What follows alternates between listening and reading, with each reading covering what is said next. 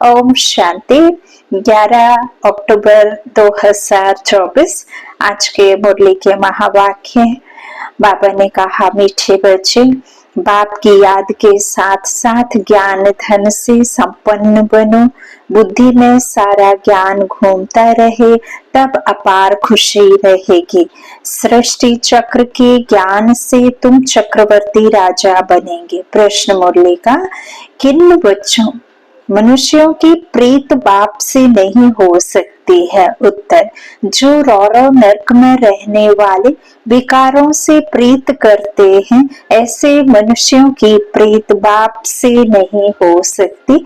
तुम बच्चों ने बाप को पहचाना है, इसलिए तुम्हारी बाप से प्रीत है। प्रश्न, किसे सतयुग में आने का हुक्म ही नहीं है। उत्तर, बाप को भी सतयुग में आना नहीं है, तो वहां काल भी नहीं आ सकता है। जहाँ काल है वहां बाप है, और जहाँ काल नहीं है तो वहां बाप भी नहीं है। तो बाबा आज कह रहे हैं, किससे सतयुग में आने का हुक्म ही नहीं है। उत्तर, बाप को भी सतयुग में आना नहीं है, तो वहां काल भी नहीं आ सकता है। वहां सब कुछ होगा, सुख, शांति, धन, पैसा, रुतबा, विश्व की राजाई, लेकिन वहां हमारा बाबा नहीं होगा। तो बाबा कहते, जैसे रावण को सतयुग में आने का हुक्म नहीं, ऐसे बाबा कहते, बच्चे मुझे भी सतयुग में आने का हुक्म नहीं। और ये बात भल बाबा हमसे बहुत सहजता से कहते हैं। एक बात याद आती है, एक बाबा की ये वाला महावाक्य सुनकर तो आंखों से आंसू टप टप करने लग जाते हैं। लगता है बाबा आप सतयुग में नहीं तो हम क्या करेंगे, वहां जाके कैसे रहेंगे बाबा आपके बिन, क्या होगा बाबा।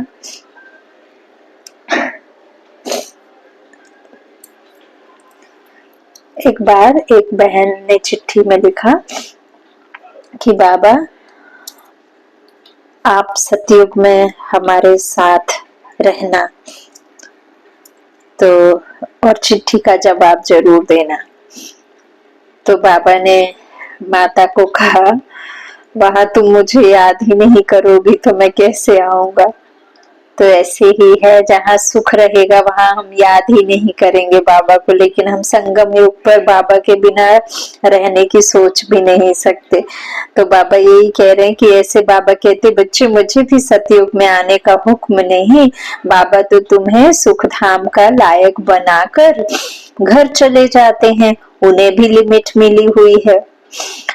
ओम शांति। रूहानी बाप बैठ रूहानी बच्चों को समझाते हैं। रूहानी बच्चे याद की यात्रा में बैठे हुए हो। अंदर में यह ज्ञान है ना कि हम आत्मा याद की यात्रा पर है।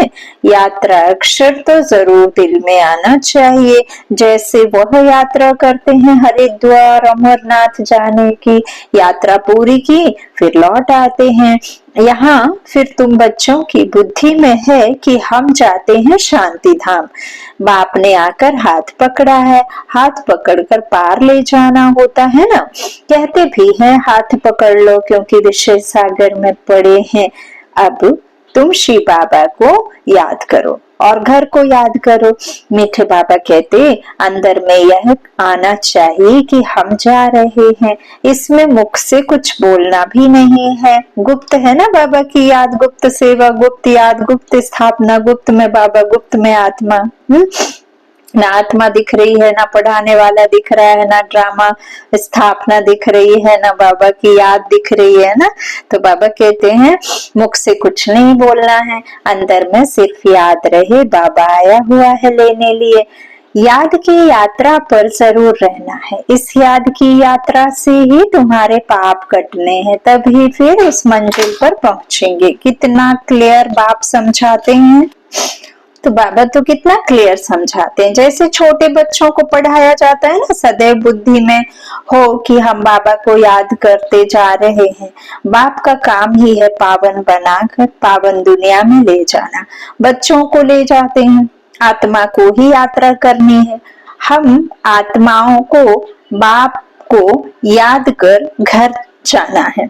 घर पहुंचेंगे फिर बाप का काम पूरा होगा। बाप आते ही हैं पतित से पावन बनाकर घर ले जाने। पढ़ाई तो यहाँ ही पढ़ते हैं, भल घूमो फिरो कोई भी काम काज करो, बुद्धि में यह याद रहे। योग अक्षर में यात्रा सिद्ध नहीं होती है, योग सन्यासियों का है, वह तो सब है मनुष्यों की मत।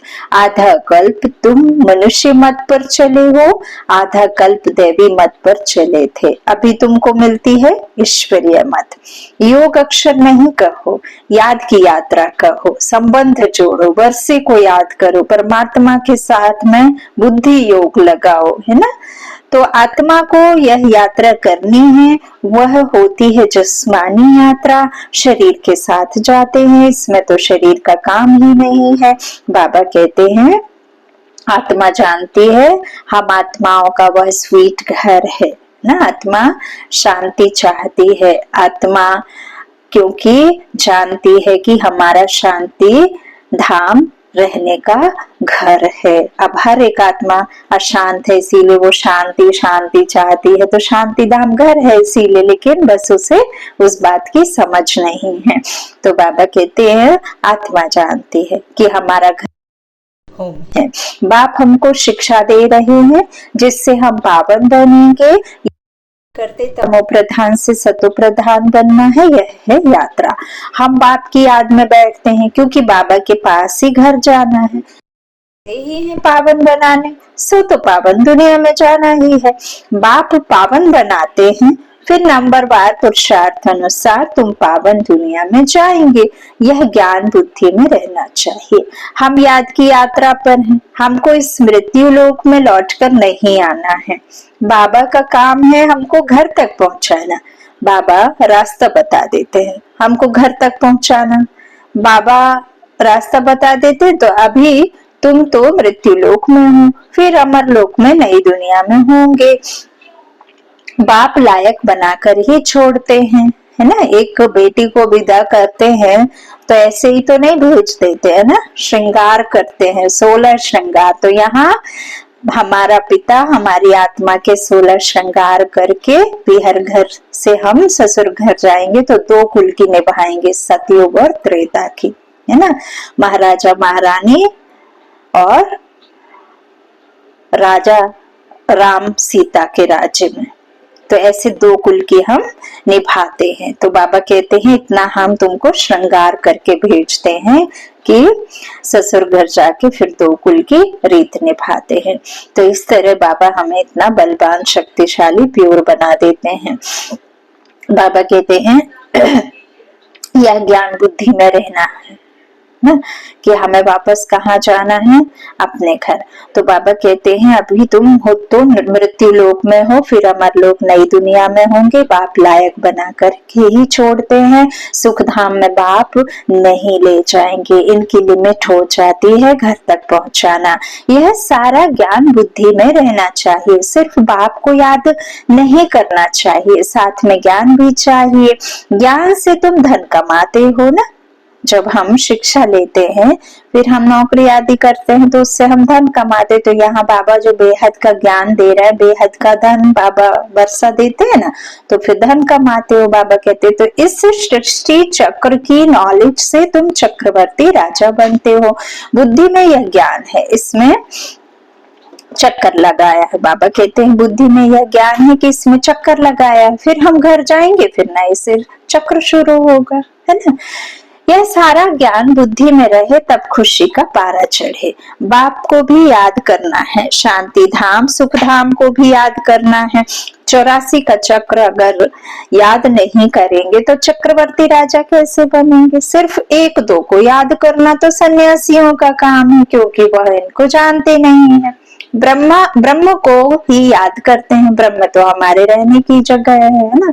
और फिर जब परमपिता परमात्मा जिस तन में आए फिर उसे ब्रह्मा कहा। ब्रह्म तत्व जहां आत्माएं रहती हैं, है?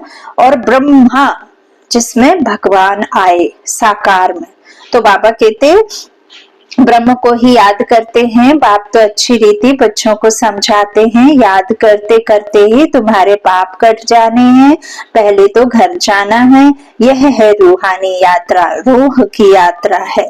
गायन भी है, चारों तरफ लगाए फेरे, फिर भी हरदम दूर रहे, अर्थात बाप से दूर रहे।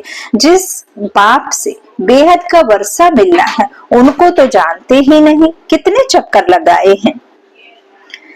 तो बाबा कहते कितने चक्कर लगाए हैं, हर वर्ष भी कई यात्रा करते हैं, पैसे बहुत होते हैं तो यात्रा का शौक रहता है। यह तो तुम्हारी है रूहानी यात्रा, बिना खर्चा यात्रा। तुम्हारे लिए नई दुनिया बन जाएगी, फिर तो नई दुनिया में ही आने वाले हो, जिसको अमर लोक कहा जाता है, जहाँ नहीं है किसी को किसी तरह का चिंता फिकर, न मौत काले मृत्यु होती नहीं, न निर्विकारी दुनिया है। वहां काल होता नहीं जो किसको ले जाए। काल को हुक्म ही नहीं है नई दुनिया में आने का। रावण की तो यह पुरानी दुनिया है ना, तुम बुलाते भी हो यहाँ हो। बाबा कहते बुलाते भी हो कि यहाँ हो। बाप कहते हैं मैं पुरानी दुनिया में पुराने शरीर में आता हूँ, मुझे भी नई दुनिया में आने का हुक्म नहीं। ओ बाबा, मैं तो पतितों को पावन ही बनाने आता हूँ, तुम पावन बन फिर औरों को भी पावन बनाते हो। सन्यासी तो भाग जाते हैं, एकदम गुम हो जाते हैं, पता ही नहीं पड़ता है कहाँ चला गया, क्योंकि वो ड्रेस ही बदल लेते हैं। जैसे एक्टर्स रूप बदलते हैं, कभी मेल से फीमेल बन जाते हैं, कभी फीमेल से मेल बन जाते हैं, यह भी रूप बदलते हैं। सतयुग में थोड़े ही ऐसी बातें होंगी। बाप कहते हैं हम आते हैं नई दुनिया बनाने। आधा कल्प तुम बच्चे राज्य करते हो, फिर ड्रामा प्लान अनुसार द्वापर शुरू होता है। देवताएं वाम मार्ग में चले जाते हैं, धर्म कर्म भ्रष्ट हो जाता है। उनके बहुत गंदे चित्र भी जगन्नाथपुरी में है ना, नीचे में काम विकार में, फिर ऊपर देवी देवताओं के सिर और वो सब बना दिया है ना। तो जगन्नाथ का मंदिर है, यूं तो उनकी राजधानी थी, जो खुद विश्व के मालिक थे, वह फिर मंदिर में जाकर बंद हुए। उनको काला दिखाते हैं, आत्मा काली हुई तो काला बना के दिखा दिया। इस जगन्नाथ के मंदिर पर तुम बहुत समझा सकते हो, है ना। जगन्नाथ और ऐसे सब मंदिर में काली मूर्ति रखी हुई है। अभी देखो राम को भी बनाया है ना सांवला, तो बाबा कहते हैं इस तरह से समझा सकते हो, और कोई इनका अर्थ समझा नहीं सकते। देवता ही पूज्य थे, पुजारी बनते हैं। वह लोग तो हर बात में भगवान के लिए कह देते आप ही पूज्य, आप ही पुजारी, आप ही सुख देते हो, आप ही दुख देते हो। बाप कहते हैं मैं तो किसको दुख नहीं देता ही, मैं तो किसको दुख देता ही नहीं हूँ। यह तो समझ की बात है। बच्चा जन्मा तो खुशी होगी, बच्चा मरा तो रोने लग पड़ेंगे, कहेंगे भगवान ने दुख दिया। अरे यह अल्पकाल का सुख दुख तुमको रावण राज्य में ही मिलता है, मेरे राज्य में दुख की बात नहीं होती। सतयुग को कहा जाता है अमर लोक, इनका नाम ही है मृत्यु लोक। अकाले मर पड़ते हैं, वहां तो बहुत खुशियां मनाते हैं। आयु भी बड़ी रहती है, बड़ी आयु 150 वर्ष की होती है। यहाँ भी कभी कभी ऐसे कोई की होती है, परंतु यहाँ तो स्वर्ग नहीं है ना। कोई शरीर को बहुत संभाल से रखते हैं तो आयु बड़ी भी हो जाती है, फिर बच्चे भी कितने हो जाते हैं, परिवार बढ़ता जाता है, वृद्धि जल्दी होती है। जैसे झाड़ से टालियां निकलती हैं, 50 टालियां और उनसे 50 निकलेंगी, कितना वृद्धि को पाते हैं। यहाँ भी ऐसे है, इसलिए इनका मिसाल बढ़ के झाड़ से देते हैं। सारा झाड़ खड़ा है, फाउंडेशन है नहीं। यहाँ भी आदि सनातन देवी देवता धर्म का फाउंडेशन है नहीं। कोई को पता ही नहीं देवताएं कब थे, वह तो लाखों वर्ष कह देते, आगे तुम कभी ख्याल भी नहीं करते थे। बाप ही आकर यह सब बातें समझाते हैं। तुम अभी बाप को भी जान गए हो, और सारे ड्रामा के आदि मध्यांत ड्यूरेशन आदि सब को जान गए हो। नई दुनिया से पुरानी, पुराने से नई कैसे बनती है, यह कोई नहीं जानते। अभी तुम बच्चे याद की यात्रा में बैठते हो। यह यात्रा तो तुम्हारी नित्य चलनी है। घूमो फिरो परंतु इस याद की यात्रा में रहो। यह है रूहानी यात्रा। तुम जानते हो भक्ति मार्ग में हम भी उन यात्राओं पर जाते थे ना, तो बहुत बार यात्रा की होगी। जो पक्के भक्त होंगे, बाबा ने समझाया है, एक शिव की भक्ति करना वह है अव्यभिचारी भक्ति, फिर देवताओं की होती है, फिर 5 तत्वों की भक्ति करते हैं, है ना, गिरते ही जाते हैं। तो बाबा कहते हैं देवताओं की भक्ति फिर भी अच्छी है, क्योंकि उनका शरीर फिर भी सतो प्रधान है। मनुष्यों का शरीर तो पतित है ना, वह तो पावन है। फिर द्वापर से लेकर सब पतित बन पड़े हैं, नीचे गिरते आते हैं। सीढ़ी का चित्र तुम्हारे लिए बहुत अच्छा है समझाने का। जिन्न की भी कहानी बताते हैं ना, यह सब दृष्टांत आदि इस समय के ही हैं, सब तुम्हारे ऊपर ही बने हुए हैं। भ्रमरी का मिसाल भी तुम्हारा है, जो कीड़ों को आप समान ब्राह्मण बनाते हो। यहाँ के ही सब दृष्टांत हैं। तुम बच्चे पहले जिस्मानी यात्रा करते थे, अभी फिर बाप द्वारा रूहानी यात्रा सीखते हो। यह तो पढ़ाई है ना। भक्ति में देखो क्या क्या करते हैं, सबके आगे माथा टेकते रहते हैं, एक के भी ऑक्यूपेशन को नहीं जानते, हिसाब किया जाता है ना। सबसे जास्ती जन्म कौन लेते हैं, फिर कम कौन होते हैं, कम होते जाते हैं ना। पहले सबसे जास्ती कौन लेते हैं, फिर कम होते जाते हैं। यह ज्ञान भी अभी तुमको मिला है। तुम समझते हो बरोबर स्वर्ग था। भारतवासी तो इतने पत्थर बुद्धि हैं, और उनसे पूछो स्वर्ग कब था तो लाखों वर्ष कह देंगे। अभी तुम बच्चे जानते हो हम विश्व के मालिक थे, कितने सुखी थे। अब फिर हमको बैगर टू प्रिंस बनना है। दुनिया नई से पुरानी होती है ना, तो बाप कहते हैं मेहनत करो। यह भी जानते हैं माया घड़ी घड़ी भुला देती है। बाप समझाते हैं बुद्धि में सदैव यह याद रखो, हम जा रहे हैं, हमारा इस पुरानी दुनिया से लंगर उठा हुआ है, नैया उस पार जानी है। गाते हैं ना, नैया हमारी पार ले जाओ। कब पार जानी है वह जानते नहीं है, तो मुख्य है याद की यात्रा। बाप के साथ वर्षा भी याद आना चाहिए। बच्चे बालिग होते हैं तो बाप का वर्षा ही बुद्धि में रहता है कि हमें इतनी इतनी प्रॉपर्टी हमारे पापा से दादा की भी है तो उससे भी हिस्सा मिलेगा, ऐसे सब बुद्धि में रहता है बालिग होने के बाद। तो तुम तो बड़े हो ही, आत्मा झट जान लेती है, यह बात तो बरोबर है। बेहद के बाप का वर्षा है ही स्वर्ग। बाबा स्वर्ग की स्थापना करते हैं तो बाप की श्रीमत पर चलना पड़े। बाबा कहते हैं पवित्र जरूर बनना है, पवित्रता के कारण ही झगड़े होते हैं। वह तो बिल्कुल ही जैसे रौरव नरक में पड़े हैं और ही जास्ती विकारों में गिरने लग पड़ते हैं, इसलिए बाप से प्रीत रख नहीं सकते हैं। विनाश काले विपरीत बुद्धि है ना, और तुम हो प्रीत बुद्धि, है ना, विनाश काले प्रीत बुद्धि, और वो है विनाश काले विपरीत बुद्धि। तो बाप आते ही है प्रीत बुद्धि बनाने। बहुत हैं जिनकी रिंचक भी प्रीत बुद्धि नहीं है, कभी बाप को याद भी नहीं करते हैं, शिव बाबा को जानते ही नहीं, मानते ही नहीं है, कई कई तो भक्ति में भी आस्तिक नहीं है। तो माया का पूरा ग्रहण लगा हुआ है, याद की यात्रा बिल्कुल ही नहीं। बाप मेहनत तो कराते हैं, यह भी जानते हो सूर्यवंशी चंद्रवंशी राजधानी यहाँ स्थापन हो रही है।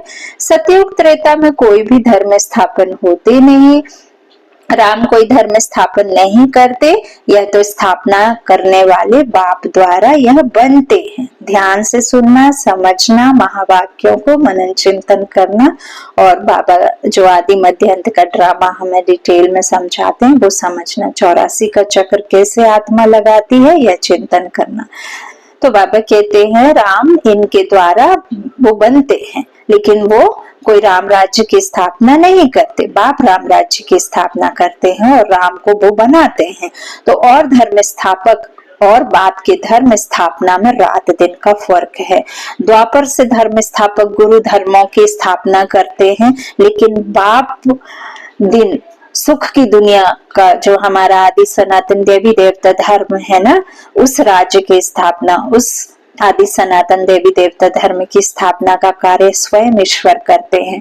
तो बाबा यही कहते हैं कि मैं तो सुख की दुनिया की स्थापना करता हूँ, लेकिन जब ड्रामा में गुरु आकर स्थापना करते हैं, है ना, धर्म की, तो फिर अनेक धर्मों का जब शुरुआत होगी तो फिर लड़ाई की तो अनेक धर्मों से होंगी। एकता रहेगी तो कैसे, एक धर्म, एक यथा राजा यथा रानी यथा प्रजा, तो फिर वहां लड़ाई आदि की बात नहीं है, किसी के मन में होगा ही नहीं, उनका बड़ा उनका छोटा, है ना। तो धर्म स्थापक गुरु आते हैं, धर्म स्थापना करते हैं, तो उससे तो फिर दिन रात का लड़ाइयों का हो जाता है। ये द्वैत राज्य और वो अद्वैत राज्य, तो फर्क है। बाप आते ही है संगम पर, जबकि दिन का फर्क है।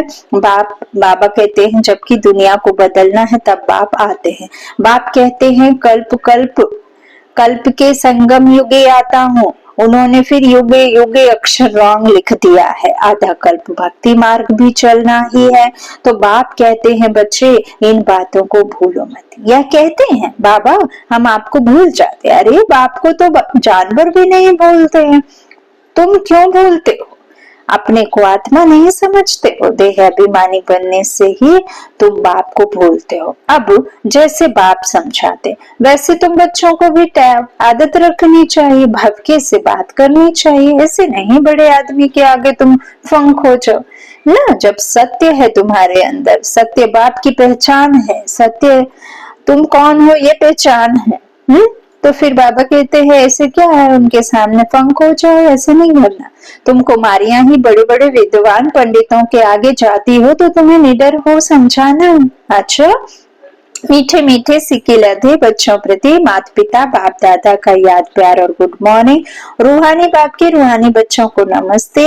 हम रूहानी बच्चों के रूहानी माता पिता बाप दादा को याद प्यार और गुड मॉर्निंग। धारणा के लिए मुख्य सार, पहला बाबा ने कहा बुद्धि में सदैव याद रहे कि हम जा रहे हैं, हमारी नैया का लंगर इस पुरानी दुनिया से उठ चुका है, हम है रूहानी यात्रा पर, यही यात्रा करनी और करानी है। दूसरा, किसी भी बड़े आदमी के सामने निर्भयता भवके से बिंदास बात करनी है, फंक नहीं होना है, देही अभिमानी बनकर समझाने की आदत डालनी है। वरदान, व्यर्थ व माया से इनोसेंट बन, दिव्यता का अनुभव करने वाले महान आत्मा भव। महान आत्मा अर्थात संत, महान आत्मा अर्थात संत उसे कहेंगे जो व्यर्थ व माया से इनोसेंट हो। जैसे देवता इससे इनोसेंट थे,